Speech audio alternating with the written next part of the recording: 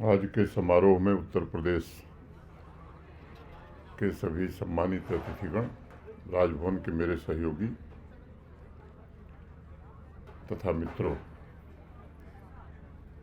अध्यात्म, संस्कृति, कला, साहित्य, दर्शन, राजनीति तथा आधुनिक विज्ञान की धरा उत्तर प्रदेश के स्थापना दिवस पर राज्य के सभी नागरिकों को मैं हृदय से बधाई देता हूँ, उन्हें शुभकामनाएं देता हूँ। यहाँ उपस्थित सभी अतिथियों का भी मैं स्वागत करता हूँ तथा आप सबको भी बधाई देता हूँ। देश के सबसे अधिक आबादी वाले उत्तर प्रदेश के इतिहास को भारतवर्ष का पर्याय माना जाता है। इसकी विशालता का अनुमान इस बात से लगाया जा सकता है कि उत्तर प्रदेश की सीमाएं 9 राज्यों और एक पड़ोसी देश को छूती हैं। पश्चिम में राजस्थान, उत्तर पश्चिम में हरियाणा, हिमाचल प्रदेश, दिल्ली, उत्तर में उत्तराखंड, पड़ोसी राष्ट्र नेपाल, पूरब में बिहार, दक्षिण में मध्य प्रदेश और दक्षिण पूर्व में झारखंड तथा छत्तीसगढ़ राज्य इससे जुड़े हुए हैं। गंगा, यमुना, सरस्वती, सरजू, गोमती, बेतवा, वरुणा जैसी पवित्र नदियों से घिरा यह जीवंत राज्य समृद्ध ऐतिहासिक, सांस्कृतिक और आधुनिक गतिशीलता को भी प्रतिबिंबित करता है। कल मुझे अध्यात्म, आस्था और सांस्कृतिक विरासत के महाकुंभ में जाने का अवसर मिला है। कल ही मैं लौटा और मैं कह सकता हूँ कि पृथ्वी पर शायद ही कोई दूसरी यह जगह होगी जहाँ भक्ति और परंपरा का ऐसा स्वरूप दिखाई पड़ता है। ब्रिटिश शासनकाल में उत्तर प्रदेश, जैसा बताया गया, को संयुक्त प्रांत कहा जाता था। 1950 में भारत गणतंत्र बनने से ठीक 2 दिन पूर्व 24 जनवरी को इसका नाम उत्तर प्रदेश रखा गया और लखनऊ इसकी राजधानी हुई। अनेक इतिहासकारों और बुद्धिजीवियों के हजारों वर्षों के लिखित साक्ष्य के अनुसार भारतवर्ष की संस्कृति के सबसे प्राचीन केंद्रों में से एक उत्तर प्रदेश है। प्राचीन काल से ही इस धरा ने भारतीय उपमहाद्वीप की राजनीति, संस्कृति और समाज को विशेष रूप से प्रभावित किया है। उत्तर प्रदेश में गंगा के मैदानी इलाके को आर्यावर्त कहा जाता है। इस इलाके में प्रागैतिहासिक गुफा भित्तिचित्र से लेकर वेद, उपनिषद, रामायण, महाभारत, रामचरितमानस जैसे अनेक महान ग्रंथों और सनातन परंपरा की कला, परंपरा की भी रचना के साक्ष्य उपलब्ध हैं और इसीलिए कहा जाता है कि उत्तर प्रदेश भारतीय सभ्यता के विकास और पवित्र तीर्थों की भूमि भी है।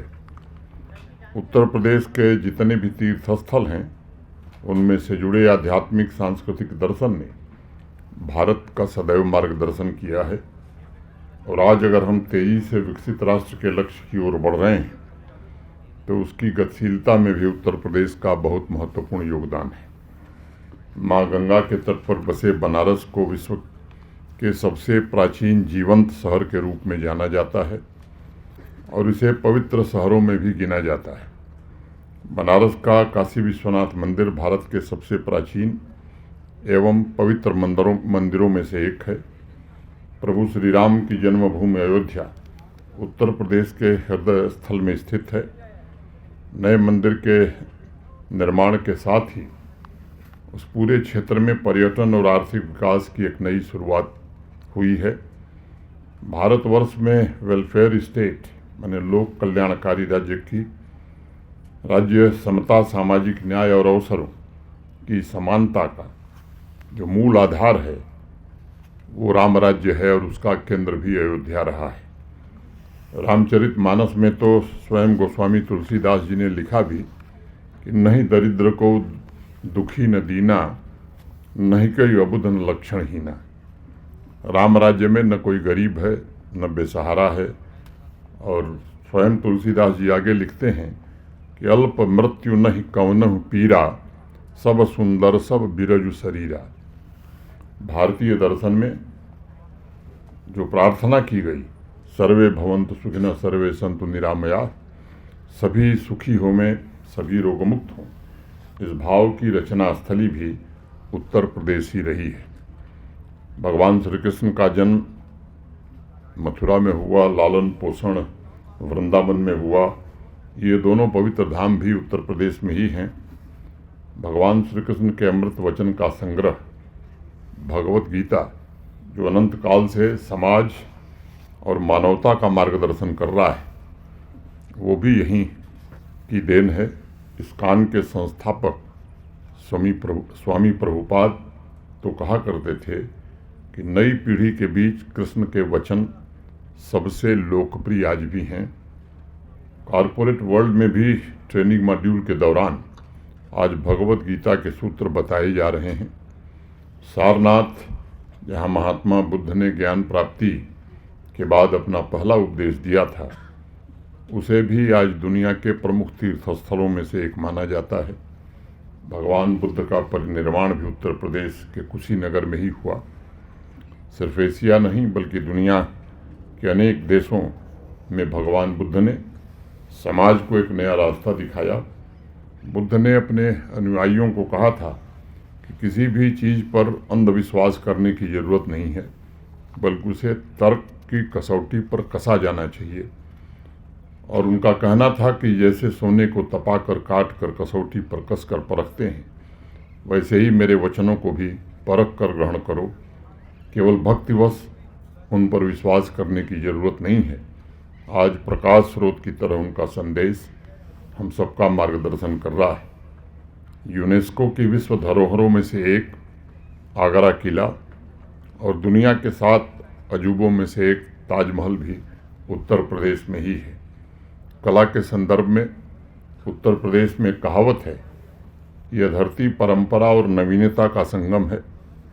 कथक के लिए लखनऊ और बनारस का घराना, इनकी चर्चा पूरी दुनिया में है।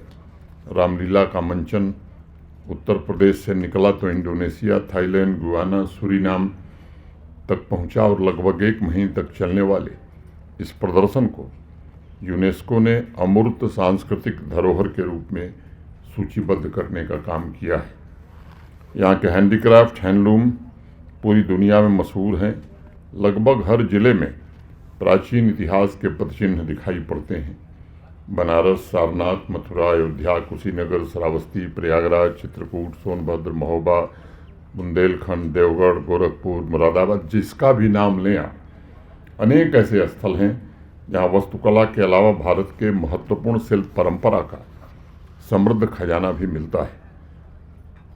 महान शिक्षाविद महामना पंडित मदन मोहन मालवीय जी की तपोभूमि भी उत्तर प्रदेश रही है, जिन्होंने एशिया के सबसे बड़े आवासीय विश्वविद्यालय काशी हिंदू विश्वविद्यालय की स्थापना 1916 में की थी।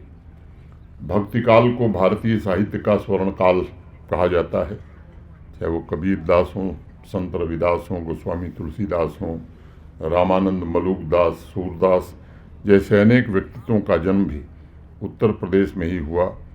और अनेक साधक ऐसे भी थे जिनकी कर्मस्थली बाद के वर्षों में ये उत्तर प्रदेश रहा।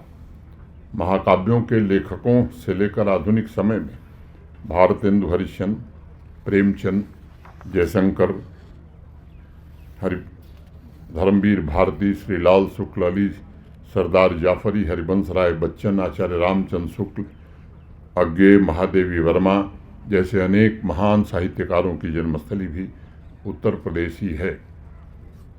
यह भूमि महान क्रांतिकारी मंगल पांडे, चंद्रशेखर आज़ाद, रानी लक्ष्मीबाई, बेगम हजरत महल की भी पवित्र भूमि है।